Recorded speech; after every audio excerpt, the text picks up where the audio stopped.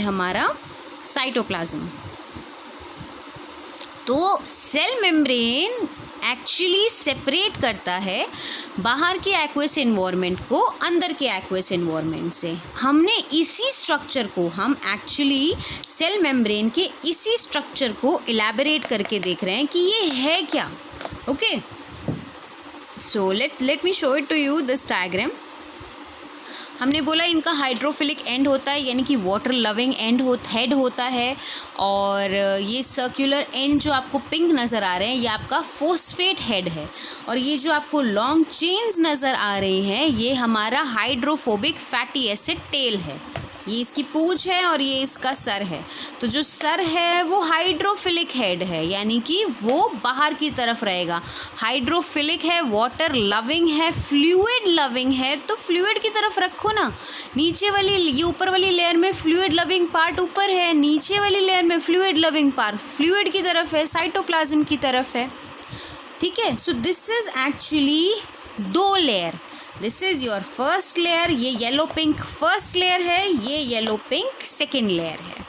ठीक है, इसके बाद में हम लोग पढ़ेंगे, before moving on let us now see what are other components of the cell membrane. Cell membrane के बारे में और अच्छे से पढ़ते हैं कि ये है क्या। Let me use my action figure now, it's time to use my action figure. Okay, I think I must use this. I hope it's visible. So basically इसके through I'm gonna explain head and क्या है, hydrophilic, water loving, and complete body उसका समझो tell and है। ठीक है, तो basically आपको सर का पार्ट समझना है क्या है, hydrophilic and, water loving and. ठीक है, and this is your hydrophobic and. Let me twist that out so that I can explain it well.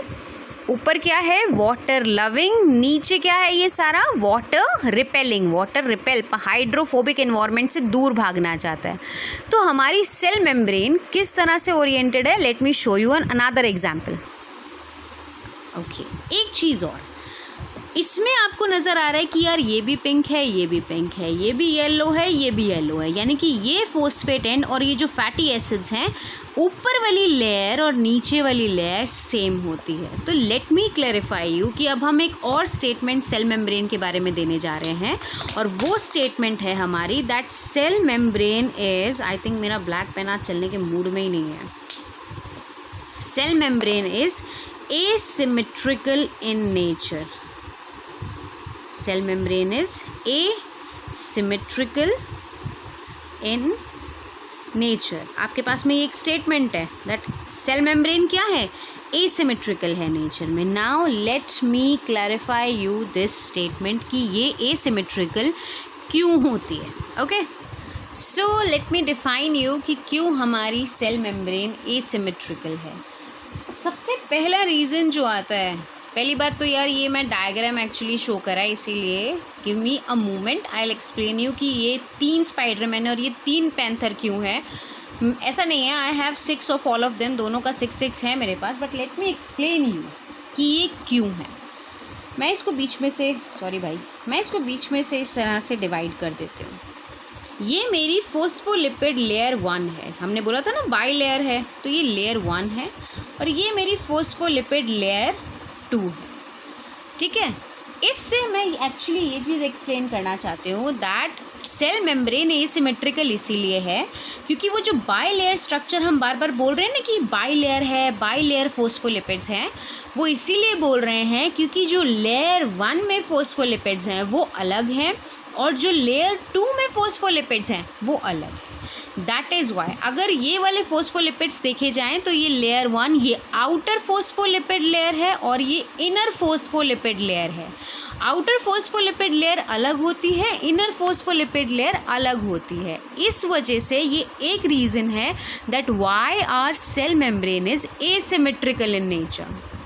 I will show you कि outer lipid layer, outer phospholipid layer किन से बनी होती है और inner phospholipid layer किन से बनी होती है। तो जो फोस्फोलिपिड्स हमारी आउटर लेयर में इन्वॉल्व हैं, जो हमारी आउटर लेयर में इन्वॉल्व हैं वो है, let me write it down, phosphatidyl choline और सेकंड है हमारा स्फिंगोमाइलिन, ठीक है। एंड जो फोस्फोलिपिड्स हमारी इनर लेयर में इन्वॉल्व हैं वो हैं कौन से, फोस्फोटिडाइल इथेनोलामीन, फोस्फोटिडाइल इथेनोलामीन एंड फोस्फोटिडाइल सीरीन।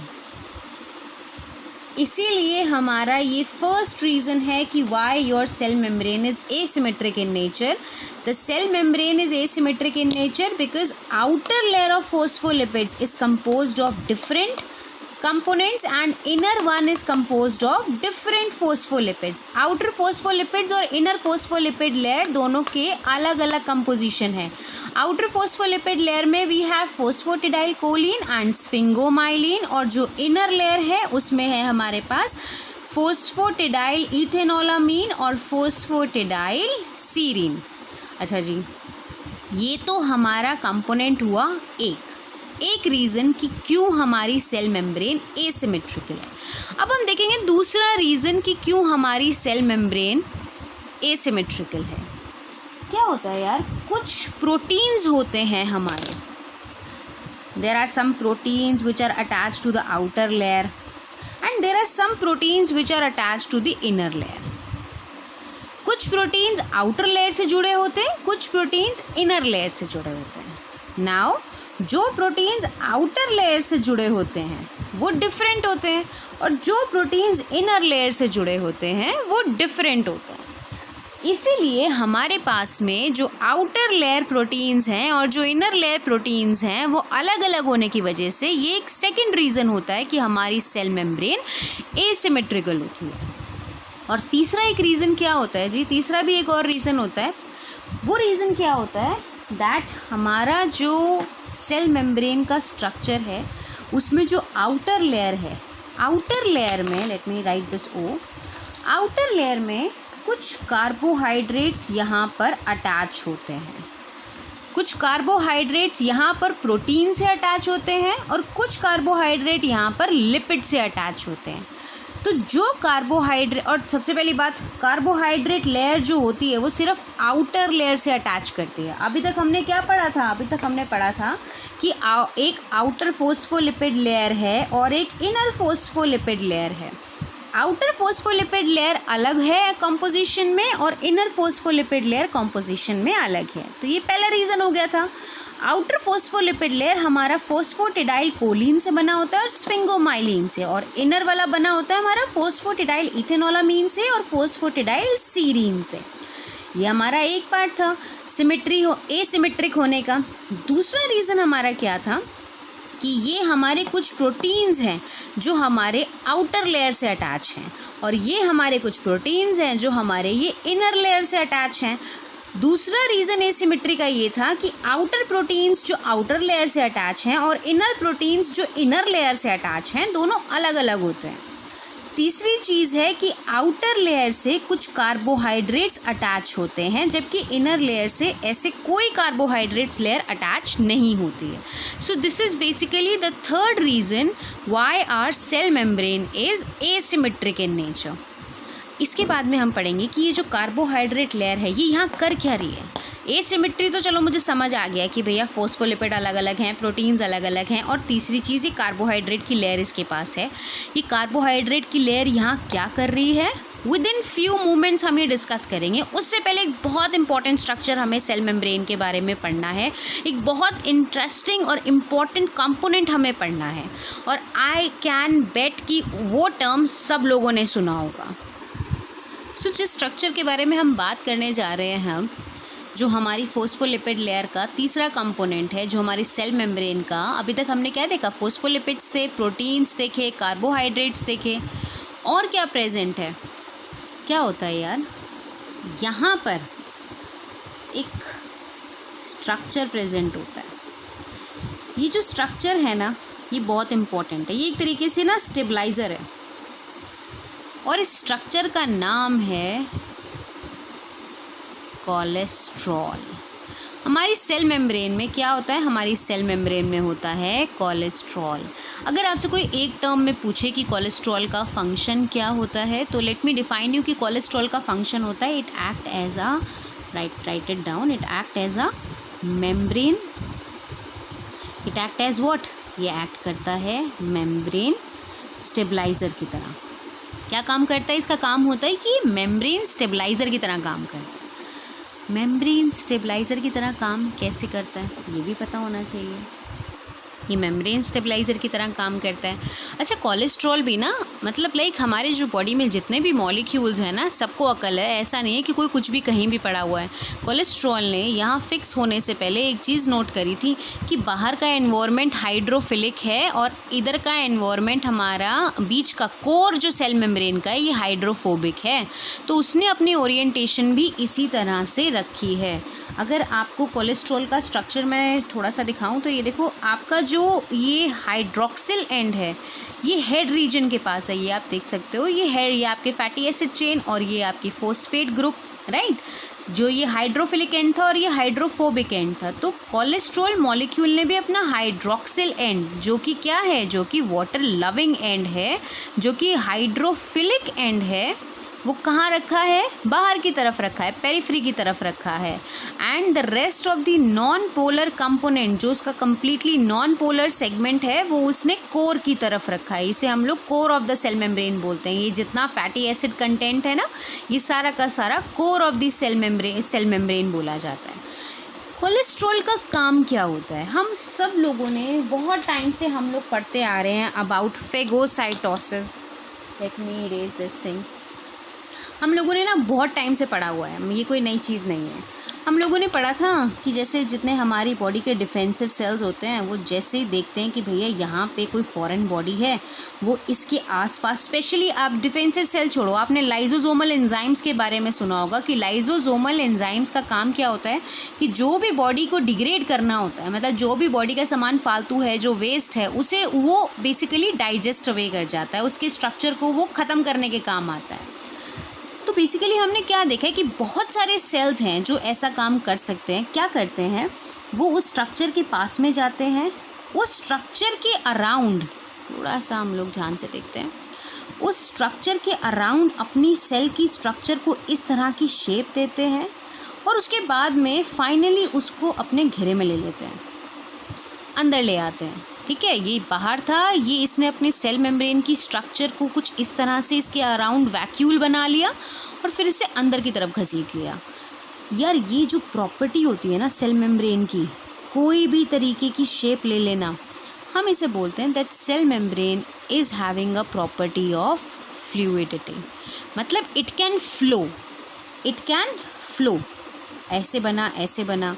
सिमिलरली आप लोगों ने एक्सोसाइटोसिस के बारे में भी पढ़ा है कि सपोज़ कोई सेल है, उसने अपना बनाया हुआ एक्स कंपोनेंट सेल के बाहर भेजना है, तो वो क्या करता है, उसके अराउंड एक वेसिकल बनाता है, उसके बाद में उसे सेल मेम्ब्रेन के पास लेके जाता है, फिर वो सेल मेम्ब्रेन से स्ट्रक्चर इस तरह से फ्यूज़ हो जाता है और इवेंचुअली वो उसे रिलीज़ कर देता है। लेकिन जब ये यहाँ से रिलीज़ होता है तो कभी आपने पढ़ा है कि यहाँ सेल मेम्ब्रेन में कोई छेद या कोई गड्ढा बना रह जाता है? कभी नहीं रहता। सेल मेम्ब्रेन अपने आप को फिर से रिकवर कर लेती है और ये कोई हीलिंग मैकेनिज़्म नहीं है, ये कोई हीलिंग नहीं हो रही है, ये बेसिकली सेल मेम्ब्रेन की प्रॉपर्टी है दैट ये फ्लूइड है नेचर में। फ्लूइडिटी इन द नेचर मतलब वो कॉन्स्टेंटली जहाँ भी है इस तरह से फ्लूइडिटी में रहता है। ठीक है, अभी आप देख रहे हो कि कुछ फोस्फोलिपिड्स आपने यहाँ पर पढ़े थे, थोड़ी देर बाद वो यहाँ होंगे, थोड़ी देर बाद, तो basically this is refer to the fluidity property of your cell membrane. Cell membrane की ये प्रॉपर्टी होती है। ओके, अब इसके बाद में हम लोग जो कंसर्न रख रहे थे, अब भैया देखो ऐसा है, आवारागर्दी अलग होती है और थोड़ा सा रिफ़्रेशमेंट अलग होता है। कई लोग रिफ़्रेशमेंट को आवारागर्दी बनाने में लगे रहते हैं, तो बेसिकली उन दोनों में डिफरेंस यही होता है। हमारे ये फोस्फोलिपिड्स कहीं आवारा ना हो जाए, हमारे ये फोस्फोलिपिड्स कहीं बेवकूफ़ों की तरह घूमते ही ना रहें, क्योंकि क्या होगा यार, जब मेम्ब्रेन की फ्लूइडिटी ज़्यादा होगी, इसकी वजह से मेम्ब्रेन बायोजेनेसिस भी होता है। मेम्ब्रेन बायोजेनेसिस मतलब कंटिन्यूसली जो हमारे नए फोस्फोलिपिड्स बन रहे हैं, ठीक है, वो ऐड होते चले जाते हैं। और मेम्ब्रेन अपना साइज़ कई बारी बढ़ाती भी चली जाती है, कई बारी क्या बढ़ाती भी चली जाती है, ये नॉर्मल मैकेनिज़्म है।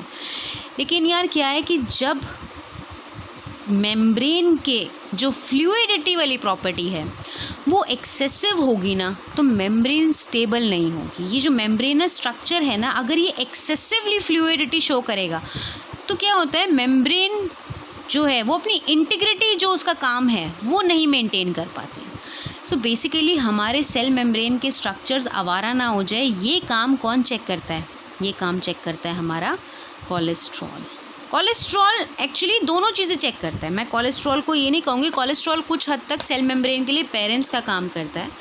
कोलेस्ट्रॉल क्या करता है, सबसे पहली चीज़ तो वो क्या करता है, जितने भी हमारा ये फैटी एसिड्स के बीच में यहाँ पर हमारा प्रेजेंट होता है कोलेस्ट्रॉल, तो कोलेस्ट्रॉल पहला काम तो क्या करता है कि ये एक्सेसिवली मेम्ब्रेन जो है हमारी फ्लो ना करे, थोड़ी सी स्टेबल रहे, उसको स्टेबल रखने के लिए ये बीच में खड़ा रहता है। अच्छा, और क्या काम है, क्यों हमें स्टेबिलिटी चाहिए? देखो यार, सेल मेम्ब्रेन में आपने पढ़ा है कि सेल के ऊपर काफ़ी सारे रिसेप्टर्स होते हैं, राइट? हम सब ने पढ़ा है। ये रिसेप्टर अगर ये सेल मेम्ब्रेन कंटिन्यूसली घूमती रहेगी तो क्या होगा यार कि इसका और सिग्नलिंग मॉलिक्यूल का जो इंटरैक्शन है वो डिस्टर्ब हो सकता है। कई सारे पेरिफेरल प्रोटीन्स हैं, पेरिफेरल प्रोटीन्स के बारे में आगे हम पढ़ेंगे, तो उनकी स्टेबिलिटी रप्चर हो जाती है, उनकी स्टेबिलिटी कॉम्प्रोमाइज़ हो जाती है। तो बेसिकली कोलेस्ट्रॉल का पहला काम क्या है कि फॉस्फोलिपिड्स ज़्यादा आवारागर्दी ना करें, ताकि उनसे उस स्ट्रक्चर से रिलेटेड सेल मेम्ब्रेन के ऊपर जो हमारे ये सारे के सारे रिसेप्टर्स हैं और बहुत सारे सिग्नलिंग मॉलिक्यूल्स हैं और जो इंटरैक्शन है वो डिस्टर्ब ना हो। दूसरा काम ये क्या करती है, कोलेस्ट्रॉल को पता है कि ये जो फैटी एसिड्स हैं, ठीक है, फैटी एसिड्स अगर ये एक दूसरे के पास में ज़्यादा आए तो ये एरिया सॉलिडिफाई हो जाएगा, मतलब ये एरिया सॉलिड सब्सटेंस बन जाएगा। ये भी नहीं करना भैया, फ्लूइडिटी नहीं चाहिए, एक्सेसिव फ्लूइडिटी नहीं चाहिए, तो हमें सॉलिडिफिकेशन भी नहीं चाहिए ना। अगर हमें अपनी मेम्ब्रेन को आवारा होने से बचाना है तो उसको डिप्रेशन में जाने से भी बचाना है। अगर आप किसी के ऊपर इतनी रोक टोक लगा दोगे तो वो बेचारा फिर डिप्रेशन में ही चला जाता है। तो कोलेस्ट्रॉल मेम्ब्रेन को स्टेबलाइज करके रखता है, वो उसकी फ्लूइडिटी के ऊपर एक कंट्रोल रखता है कि भैया जो हमारे से जुड़े हुए, क्योंकि सेल मेम्ब्रेन से ऊपर जितने भी रिसेप्टर्स हैं सेल मेम्ब्रेन के ऊपर जो अटैच है, वो सारे के सारे रिसेप्टर्स अपने सिग्नलिंग मॉलिक्यूल्स के साथ में एक अच्छी इंटरैक्शन और एक प्रॉपर इंटरैक्शन बना पाएँ और प्रॉपर हमारा केमिकल जो इंड्यूस्ड मीडिएशन होता है, मतलब जो इंटरैक्शन होता है, और क्योंकि भैया कई चीज़ें तो बॉडी में होती है ऐसे, लाइगेंड आया यानी कि स्टिमुलस आया, रिसेप्टर से अटैच हुआ, फिर हमारा सेल काम करेगा। अब हमारा अगर यही स्ट्रक्चर डोलता फिरेगा तो भैया अंदर का मैकेनिज्म तो वैसे ही ख़राब हो जाएगा। तो कोलेस्ट्रॉल का पहला काम होता है कि वो उसकी फ्लूइडिटी को मेंटेन करके रखे, मेम्ब्रेन ओवरफ्लो ना हो, ताकि लिसेस ऑफ सेल ना हो, ठीक है। अनदर थिंग इज, ये सॉलिडिफाई होने को भी प्रिवेंट करता है, सॉलिडिफिकेशन को भी प्रिवेंट करता है। ये प्रिवेंट करता है कि ये फैटी एसिड की जो चेन्स हैं ये एक दूसरे से ज़्यादा अप्रॉक्सीमेशन में ना आए, ज़्यादा पास में ना आए, सो दैट ये स्ट्रक्चर सॉलिडिफाई ना करे, ये एक सॉलिड स्ट्रक्चर ना बन जाए। So this is the role of your cholesterol. क्यों हमारी कोलेस्ट्रॉल ज़रूरी है सेल मेम्ब्रेन के कॉम्पोनेंट में। सो ये हुआ हमारा कोलेस्ट्रॉल का रोल। अच्छा, एक बात मुझे आपको और यहाँ पे बहुत इम्पॉर्टेंट बतानी है, और वो है हमारे इन फैटी एसिड्स के बारे में, ठीक है। क्या होता है यार, आपने पढ़ा होगा 11th-12th की केमिस्ट्री में that there are some sort of saturated fatty acids and there are some sort of unsaturated fatty acids. कुछ सैचुरेटेड होते हैं और कुछ अनसैचुरेटेड फैटी एसिड्स होते हैं। क्या होता है यार कि जब हमारी सेल मेम्ब्रेन में सैचुरेटेड फैटी एसिड्स ज़्यादा प्रेजेंट होते हैं तो हमारी सेल मेम्ब्रेन की फ्लूइडिटी कम होती है, और जब हमारी सेल मेम्ब्रेन में ज़्यादा अनसैचुरेटेड प्रेजेंट होते हैं, मैं अनसैचुरेटेड के पैर ऐसे टेढ़े मेढ़े बना रही हूँ, अनसैचुरेटेड फैटी एसिड्स हमारे ज़्यादा होते हैं, तो हमारी मेम्ब्रेन की फ्लूइडिटी मतलब हमारी मेम्ब्रेन का जो फ्लूइडिटी प्रॉपर्टी है वो कंपैरेटिवली ज़्यादा होती है, ठीक है, आई will show you with the help of an example. For example यार आप खुद देखो, सपोज़ एक आदमी, सपोज़ ये यहाँ पर सीधा खड़ा है, ठीक है. इस बंदे को डांस कराना, जिसका नाम स्पाइडरमैन है, भाई तू इधर क्यों नहीं देख रहा, तू इधर देख. इस बंदे को डांस कराना मुश्किल है. ये अपना सीधा स्टेबल स्ट्रक्चरली खड़ा हुआ है. इसे मैं कितना कन्विंस कर लूँ, ये जल्दी डांस नहीं करेगा. इसे डांस कराना इतना इजी होगा भी नहीं, क्योंकि ये बड़ा स्टेबल होकर पैर चिपका के अपने नीचे खड़ा हुआ है. देखो इसका पैर, और मतलब लाइक लिटरली बेइज्जती कर दी इसने मेरी. ओके, एंड जैसे इसके पैरों में एक किंक आया, let's me make that kink. ये लिटरली ऐसे ही बैठता है, मेरे भाई की अलमीरा में ऐसे ही बैठा होता है. ये क्या है, ये मेरा अनसैचुरेटेड फैटी एसिड है. ठीक है, ये मेरा क्या था, ये मेरा सैचुरेटेड फैटी एसिड है. अब देखो यार, ये मेरा अनसैचुरेटेड फैटी एसिड है. मैं तुम्हें यहीं पर दिखाती हूँ. मैं इसको हिलाऊंगी, ये हिलेगा, ये आराम से बैठा हुआ है. मैं इसको कितना इधर उधर कर लूँ, ये हिलेगा ही नहीं. लेकिन इसको ना हल्का सा टच करूँगी, ऐसे गिर गया. इसको ऐसे करूँगी, हिलेगा, ऐसे करूँगी, हिलेगा. ये तो बेसिकली क्या है कि जब हमारी सेल मेम्ब्रेन में फॉस्फोलिपिड्स कैसे होंगे, सैचुरेटेड होंगे, तो हमारी सेल मेम्ब्रेन की फ्लूइडिटी कम होगी. और जब हमारी सेल मेम्ब्रेन में अनसैचुरेटेड फैटी एसिड्स ज़्यादा होंगे तो हमारी सेल मेम्ब्रेन की फ्लूइडिटी ज़्यादा होगी. ऑब्वियस सी बात है यार, एक बंदा जो सीधा खड़ा है उसे डांस कराना मुश्किल है, और एक बंदा जो लंगड़ा है उसकी हल्का सा उसको छेड़ दो, उसको डांस कराना ईजी है. सो बेसिकली यही कॉन्सेप्ट आपको यहाँ याद रखना है कि अगर आपको कोई पूछे कि सेल मेम्ब्रेन की फ्लूइडिटी पर कौन कौन से फैक्टर्स हैं जो काम करते हैं, तो सबसे पहले तो आप लिखोगे, जो सबसे पहली चीज़ आपको बोलनी है वो ये बोलनी है कि अगर हमारे फैटी एसिड्स अनसैचुरेटेड हैं और अनसैचुरेटेड फैटी एसिड्स हमारे ज़्यादा हैं, तो फ्लूइडिटी ऑफ मेम्ब्रेन हमारी कैसी होगी, फ्लूइडिटी मेम्ब्रेन की ज़्यादा होगी. अगर अनसैचुरेटेड फैटी एसिड्स ज़्यादा हैं तो फ्लूइडिटी ऑफ द मेम्ब्रेन ज़्यादा होगी. और अगर हमारे सैचुरेटेड फैटी एसिड्स ज़्यादा हैं तो अगर सैचुरेटेड फैटी एसिड्स ज़्यादा हैं तो हमारी फ्लूइडिटी कैसी होगी, फ्लूइडिटी हमारी कम होगी. इसके अलावा और कौन सा फैक्टर है जो डिटरमाइन करता है, लेट मी टेल यू. एक और फैक्टर है जो डिटरमाइन करता है कि हमारा फ्लूइडिटी कैसी होगी. और दूसरी बात जो हमने पढ़ भी लिया है वो है हमारा दूसरा फैक्टर जो हम बात करने जा रहे हैं. दूसरा फैक्टर है हमारा कोलेस्ट्रॉल है. अभी मैंने बोला कि अगर कोलेस्ट्रॉल बॉडी में, अगर आपको कोलेस्ट्रॉल सेल मेम्ब्रेन के स्ट्रक्चर्स के बीच में है, यहाँ पर एक्सेसिव है, तो हमारी सेल मेम्ब्रेन की फ्लूइडिटी क्या होगी. सेल मेम्ब्रेन को वैसे भी वो आवारागर्दी से बचा रहा है. हॉस्टल में 1-2 वार्डन हो ना तो फिर भी ठीक होता है, लेकिन अगर हॉस्टल में 10 बच्चों के लिए 9 वार्डन रख दोगे तो आप कुछ भी नहीं कर सकते हो. Environment is full of restrictions ही होंगी और कुछ नहीं होगा. सिमिलरली इस हॉस्टल में अगर हमारे पास 1 और 2 हैं कंपोनेंट कोलेस्ट्रॉल के, तो ठीक है, हम लोग एंजॉय कर सकते हैं, हम लोग पढ़ेंगे भी, हम लोग पार्टी भी कर सकते हैं. क्यों? क्योंकि हमारे ऊपर कुछ रिस्ट्रिक्शंस भी हैं और कुछ हमें फ्री भी छोड़ा जा रहा है. तो हमारा फंक्शन मेंटेन्ड रहेगा, डिसिप्लिन रहेगा, बैलेंस रहेगा. लेकिन यार अगर 10 बच्चों के लिए, 10 लड़कों या लड़कियों के लिए टोटल में, और 9 तुम वार्डन रख दोगे, तो भैया फिर तुम कहाँ से एक्सपेक्ट कर रहे हो कि हमारे अंदर फ्लूइडिटी की हिम्मत भी आएगी. हमारे अंदर फ्लूइडिटी की हिम्मत आएगी ही नहीं. सिमिलरली कोलेस्ट्रॉल मॉलिक्यूल जब सेल मेम्ब्रेन में बढ़ जाता है तो उसका डिसएडवांटेज क्या आता है, फ्लूइडिटी ऑफ द, अगर हमारा कोलेस्ट्रॉल इंक्रीज हो गया तो fluidity of the membrane will eventually decrease. तो पहला कंपोनेंट हमने क्या देखा, सैचुरेटेड फैटी एसिड्स और अनसैचुरेटेड फैटी एसिड्स का. दूसरा कंपोनेंट है हमारा कोलेस्ट्रॉल के बारे में कि कोलेस्ट्रॉल अगर मेम्ब्रेन में बहुत ज़्यादा होगा तो fluidity of the membrane will be less. इसके बाद में एक कंपोनेंट हमें और पढ़ना है कि फ्लूइडिटी ऑफ द मेम्ब्रेन हमारी कब बढ़ती है. आपने देखा है कि जब हमारा टेम्परेचर बढ़ता है, यार ये बड़ी कॉमन सी चीज़ है, ये हमारा फिज़िक्स से रिलेटेड है, टेम्परेचर और काइनेटिक्स. जब टेम्परेचर बढ़ता है तो मॉलिक्यूल की काइनेटिक्स वैसे भी बढ़ जाती है. तो if temperature increases then the fluidity will increase. तो हमने फ्लूइडिटी ऑफ मेम्ब्रेन के ऊपर जो 3 पॉइंट्स हमने पढ़े हैं, let us revise that fluidity of your membrane is directly proportional to, ठीक है, it is directly proportional to what, unsaturated fatty acids. अगर अनसैचुरेटेड फैटी एसिड्स ज़्यादा होंगे तो फ्लूइडिटी हमारी इंक्रीज़ कर जाएगी।